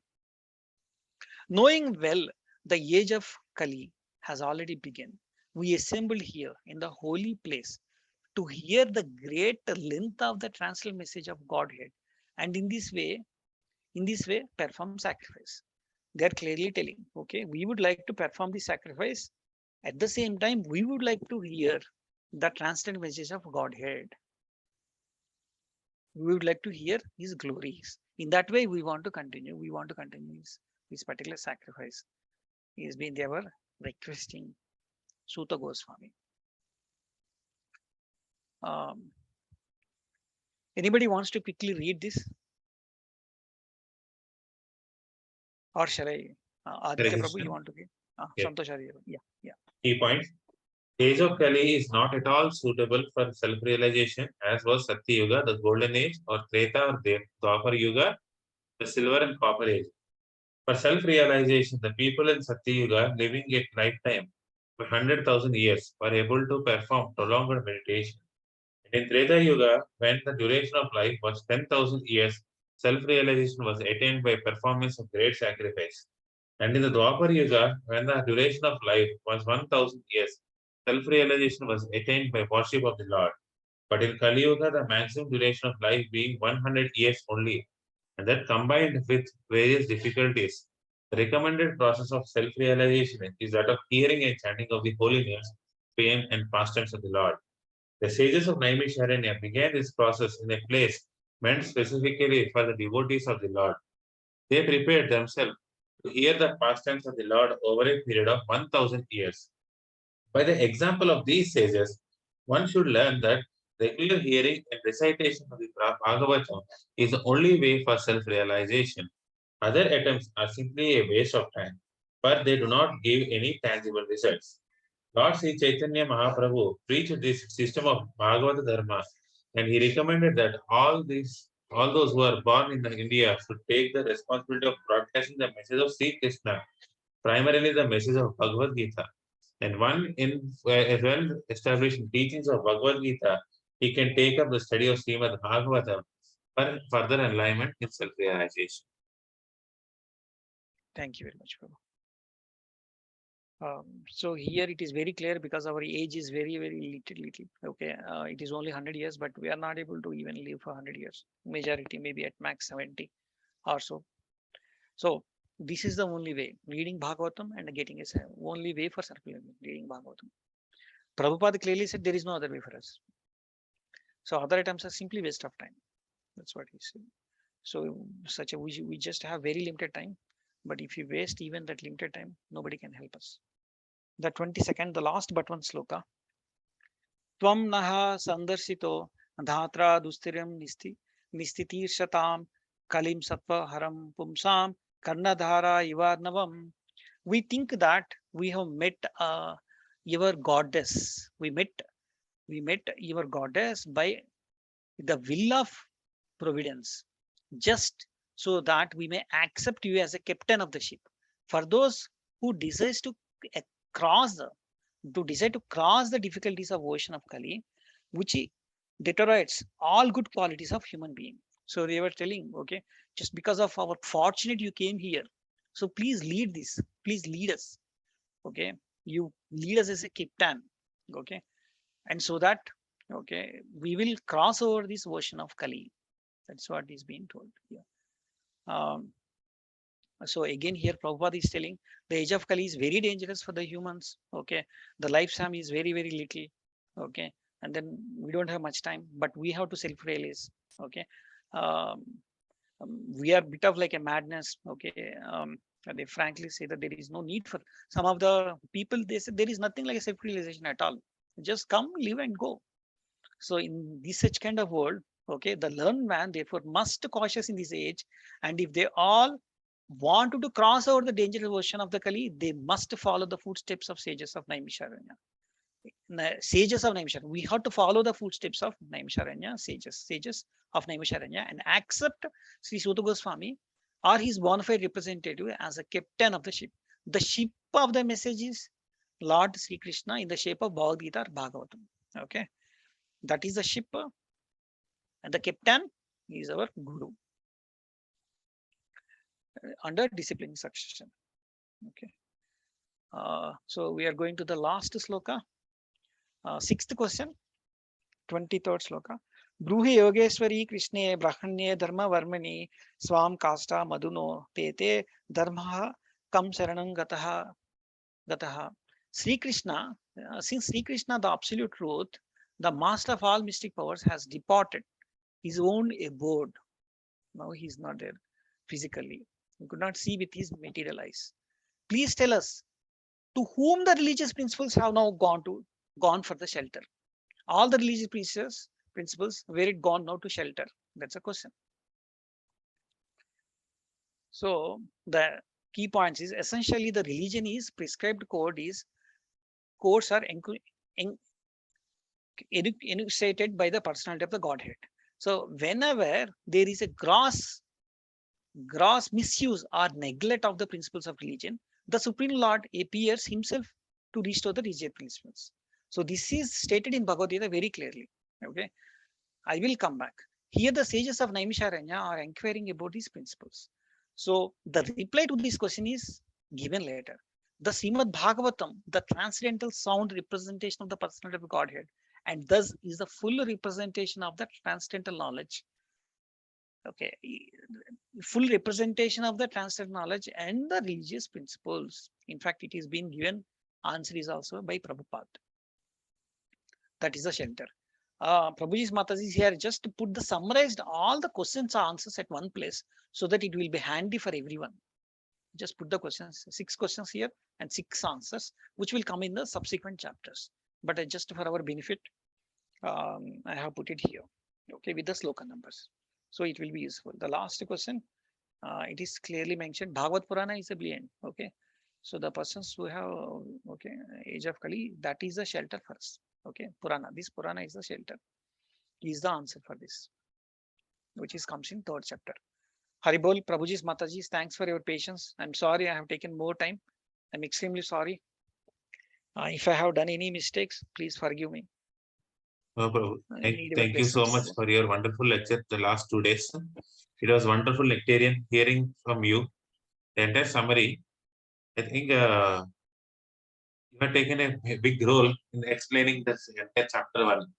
Of course, every word of Bhagavatam is nectarian. Yes. You try to give us some nectar out of it. So here I would like to ask a bit small question. So when I was hearing about that, it is said nobody is qualified to sit on the Vyasasana until he is pure. At least I feel that I am not a qualified person because I do not have the purity, everything. But we are supposed to give this knowledge to everybody, which is called Vyasasana. So yes. How to look at it? Okay, thank you very much for the question, Prabhu. Okay, I will try to answer as I can. Okay, and then I'll ask Satya Prabhu or Praveen Prabhu to add, or any other senior devotees here. When we are sitting in Vyasasana, when we are explaining, we should first of all, I should not feel that I am explaining something. I am just repeating what my acharyas or my Siksha Gurus or my Guru Maharaj has explained. So if I am in that kind of mood, okay, I'm not doing any offenses, Prabhu. And at the same time, if I am giving something, I should not be creating anything my own. I should be passing on the message what I learned. Because when I'm reading this from when we are discussing this yesterday and today, okay, I have not created anything new. Everything is taken from Bhagavatam, okay, from the purpose and from the Vyasadeva. So my thought process or my consciousness is not, I'm not sitting in any Vyasasana, I'm just repeating what Vyasadeva or Prabhupada has explained. In that there is no offenses will touch me. But that is a consciousness I'm thinking, Prabhu. But there will be definitely more better answers for this. Thank you so much, Prabhu. I think the intention of delivering the message is important.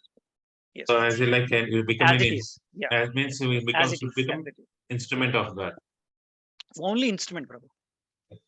Thank It's you. a very big word saying that we are sitting in Vyasasana. It's a very big statement, Prabhu. We're not at all. I am not qualified, Prabhu. Out of many ways of reading Bhagavatam, which I have heard, it is also one of what you have showed is another example of how we should read Bhagavatam. The way you have highlighted the green, the important points. Surely I will make a try of this as well. How you are reading. Thank you very much. Yeah, thank you very much, Prabhu, for your kind words. I'll just take it as a blessing. प्रसाद प्रभु की जय हो, ग्रंथराज श्रीमद् भागवतम की जय हो। Srila Prabhupada ki. Srila Prabhupada ki jai. I think Bhagavatam ki jai. I think if there are any other devotees who would like to ask questions, you can go ahead. Otherwise, we can end it. One question, Prabhuji, Prasad Prabhuji. I think, yes, Prabhu. You said that I think you made a point that you have to understand Krishna as a personal form, not impersonal and all. Right? Something Yes, like that. Right? Yes, Prabhu. spoke about impersonal thing, right? Impersonal thing, where Prabhupada is trying to tell us that is one of the thing we should understand, that Krishna is not impersonal thing and all. So how we can understand that we are not thinking whether he is impersonal and all. So the question from your side is, how do we consider that the Krishna is impersonal, Prabhu? No, No, I you think were his saying question that, is, we should. Yes, Prabhu. You can clarify. Yeah. Satyadevata Prabhu. sorry to Why? intervene. You're on actually. mute. You're on mute. Please, Prabhu. no, please go ahead, Prabhu. It's your question. I thought you were done, so that's where I'm trying to explain. So please go ahead and explain, Prabhu. You were talking about some impersonal thing, right, Prabhuji? So Yes, how we have to understand where we are rightly situated in personal form of the Lord and all? Because why I'm asking this question is, sometimes we have to worship the impersonal forms also, or we give importance from their childhood and all, right? We are used to that. So yes, how correct. we can understand we are correctly thinking about the personal feature of the Lord? I understood. Prabhu. I'll try to answer as I can, Prabhu, and others also may add. So even I was also came from the same school before till joining here. Okay, I was purely impersonalist. Okay, so in my understanding, how do I connect it to person of the Krishna is connecting to deity, Prabhu. Okay, with my deity. Okay, or the deity in the temple, you should connect to that. Then automatically impersonalism will go off. Okay. Okay. And then another thing is, you should continuously listen and read the forms, okay, and the leelas of God. The leelas of God. And in that, if you do those two things, then automatically impersonal will get away. So these are the two things. Because when you're continuously listening leela, so that is not impersonal. It is Krishna or Balarama is doing the activity over there. And also when you are connected to deity, it is not impersonal, it is a personal. You take your utmost care of decorating your deity. So deity, maybe some of the devotees, I see that they talk to deities. They tell everything to deities. I have not reached that state, Prabhu. But they talk everything, they tell everything. Whether good, bad, ugly, they go and talk to a deity. They connect to deity. So these ways, impersonalism will get away. Prabhuji, we are not able to hear you. Lastly. In these two ways, okay, okay, connecting the deity worship. Oh, it's very low. Okay, and It's is it for clear to everyone? Akinchan, Prabhu. No, it's clear to us. It is clear. It's got Yeah. changed just now, probably. A couple of seconds. Okay. So connecting to deity and connecting to and listening and hearing, okay, of the leelas of Krishna. Okay, these are the two ways we'll eliminate. We'll come out of the impersonalism. Anybody wants to add anything, Prabhu? No, you clarified, Prabhu, but just wanted to just say one thing, that so basically traditionally many of us are coming from that kind of impersonal understanding. Akinchan, Prabhu, you're right. But our whole path, Srila Prabhupada's, the ISKCON path and the Vaishnava philosophy, the mood, everyday approach is all to revive that personal connect with the Lord. Everything what we do right from morning till evening, the whole process, as Prasad Prabhu explained, the deity worship, listening to the leelas, connecting to the Lord in all different ways, try to remember the Lord, because we are always advised to remember the lotus feet of the Krishna, remember the lotus, his face. All these aspects help us to revive that personal connect, Prabhu, and it will happen over a period of time. It all depends upon how much deeply we are impersonal before. There are traces of impersonalism in every one of us, but I think over a period of time, it will move completely into the personal way of connect. That's what I just wanted to little add to what Prasad Prabhuji said. Thank you, Prabhu. Yes, Prabhu. Thank you very much. Here, Prabhu. I would like to add my way of doing. Yes, what you said is deity worship, everything is the must and it should be done. How I would, another aspect is when we talk with others. So sometimes we'll say Bhagavan and Paramatma. Yes, these are also correct. But whenever I talk to remind myself, I say it's Bhagavan Sri Krishna or Paramatma and Sri Krishna. Most of the time we'll say it's Bhagavan Sri Krishna only. Means we don't talk about Paramatma, though it is correct. So, as Prabhupada says, in always, he doesn't leave Sri Krishna. He says Krishna, the Supreme Personality of Godhead. He doesn't leave there. He says it is Supreme Personality of Godhead. So it is to make us remind that Krishna is the Supreme Personality of Godhead. Is a personality. So whenever we speak also, if we can say that Sri Krishna, the Supreme Personality of Godhead, it makes us remind even migrating. Yes. Even he writes every time personality of the Godhead, Supreme Personality of the Godhead. He completes that. He completely writes that. Okay, Prabhuji. Thank you. Hare Okay, Krishna, Prabhu. Hare Krishna Prabhuji. Because we Hare cannot see, Krishna Mataji. we cannot see the Supreme Lord Krishna in his the personal form in Kali Yuga. He is in transcendental form. So we connect that to the deity, and we have to think like that. And over a period of time, we can really see, we can imagine him. Yes. He will not appear in his personal form in Kali Yuga. That is known. Yes. Yes. So the he is the Prakruta, he is transcendental, and by hearing to his pastimes and all, we can just imagine, yeah, Krishna is there like that. That's what I feel. Yeah. Yes. Thank you, Mataji.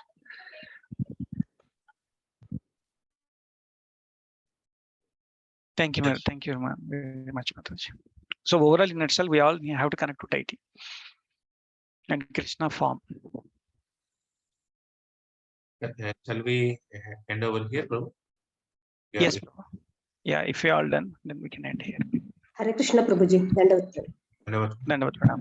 Thank you very much. Vancha kalpatarubhyasya kripa sindhubhya patitanam pavanebhyo Vaishnavebhyo namo namah. Ananta koti Vaishnava Vrinda ki jai. Srila Prabhupada ki jai. Canto 1.1 Bhagavatam ki jai. Srila Prabhupada ki jai.